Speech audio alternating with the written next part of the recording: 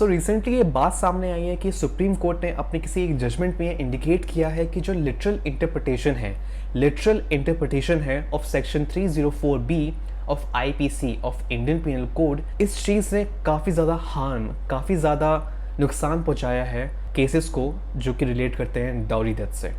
क्या मतलब इस चीज़ का, क्या इंटरप्रिटेशन की बात कर रहे हैं यहाँ पे हम। जितनी भी हमारी बेयर एक्ट्स होती हैं, जो लॉ स्टूडेंट्स हैं उन्हें पता होगा, ये बहुत कंसाइज फॉर्म में होती हैं, ये बहुत शॉर्ट फॉर्म में होती हैं, बहुत क्रिस्प लैंग्वेज में होती हैं। इसलिए बहुत ज़्यादा इंपॉर्टेंट होता है कि उनका क्या इंटरप्रिटेशन है, उस चीज़ से हम क्या इंटरप्रेट कर सकते हैं। यही चीज़ हम मेंशन की गई है कि 304B का जो स्कोप है उसे वाइड करने की बहुत ज़रूरत है। लेकिन है क्या ये 304B? 304B डील करता है केसेस जो कि अंदर आते हैं डॉरी डेथ के। अब डॉरी डेथ अगर हम बात करें, क्या है, लेडी हैं जिनकी शादी हुई है, उनके जो इन लॉज हैं, उनके हस्बैंड की फैमिली है, वो उन्हें हरास कर रहे हैं क्योंकि वो ज़्यादा दहेज लेके नहीं आ पाए। बहुत अनफॉर्चुनेट ये कंडीशन की ये बहुत ज़्यादा होती है अब भी। जो स्टैट्स है इसके रिसेंट, उसमें ये मेंशन है कि 2019 में 7115 केसेस थे ओनली डाउरी डेथ के। ये अगर सिटीज़ में कम है तो विलेजेस में, रूरल एरियाज़ में अब भी बहुत ज़्यादा प्रिवलेंट है। लेकिन हमारा इंडियन पिनल कोड इसके बारे में क्या बोलता है? सो 3 एसेंशियल्स हैं 304B के, और अगर ये 3 कंडीशंस अगर पूरी फिट बैठ रही हैं किसी एक पर्टिकुलर केस में, तो दैट मीन्स कि वो केस डाउरी डेथ के अंदर आता है।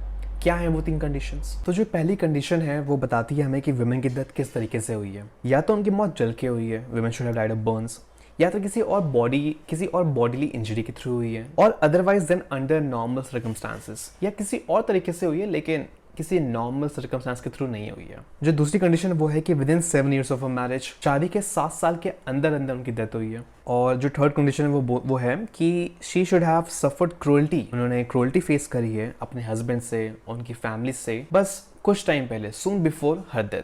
अब इशू ये निकल के आया है कि जो ये वर्डिंग्स हैं सून बिफोर हर डेथ, इसकी इंटरप्रिटेशन अब तक कोर्ट्स में ऐसे होके आई है कि उन्होंने अब जो लेडी मर रही हैं, जो लेडी मर चुकी हैं, उन्होंने अपनी आखिरी सांस तक अपने हस्बैंड, उनकी फैमिली की क्रूअल्टी को फेस किया है, हरासमेंट को फेस किया गया है। एंड यही सेम चीज़ बोली गई है कि this interpretation made it necessary for the women to have been harassed moments before she died.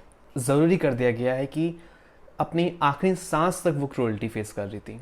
हालांकि ये हर केस में नहीं होता है, कभी कभार क्रूअल्टी और हरासमेंट कुछ टाइम अगर उन्होंने पहले फेस की होती है तो उसके अगर बाद जाके वो अगर सुसाइड कर रही हैं तंग होके, तो क्या वो केस इस प्रोविजन के अंदर नहीं आएगा? हालांकि ये चीज़ ज़रूर बोली गई है कि there should be a proximate और live link between harassment and the death. जब हरासमेंट हुआ है एंड जिस चीज़ की वजह से हुआ है उसमें और उनकी मौत में, उनकी डेथ में एक प्रॉक्सिमेट और एक लाइव लिंक होना बहुत ज़रूरी है, जिसका ये मतलब निकलता है कि सून बिफोर हर डेथ, इस चीज़ को जो डिटरमाइन करना है वो कोर्ट्स के ऊपर है। इसका एग्जैक्ट मतलब नहीं निकालना है, सून बिफोर हर डेथ का इमिडिएटली बिफोर से मतलब नहीं कनेक्ट करना है, एग्जैक्ट वर्ड्स को नहीं लेके आना है। जिसका इंटरप्रिटेशन है वो case by case, her case के अकॉर्डिंग जो कोर्ट है वो करती है, एंड उसे ही करना चाहिए। ये सेम चीज़ हम क्रूअल्टी के लिए भी फेस करते हैं, बिकॉज क्रूअल्टी को कहीं भी एक एग्जैक्ट टर्म में मेंशन नहीं किया गया है हमारे किसी भी लॉ बुक में। क्रूअल्टी इमोशनल भी है, क्रूअल्टी तुम्हारी फिजिकल भी है, वर्बल भी है। तो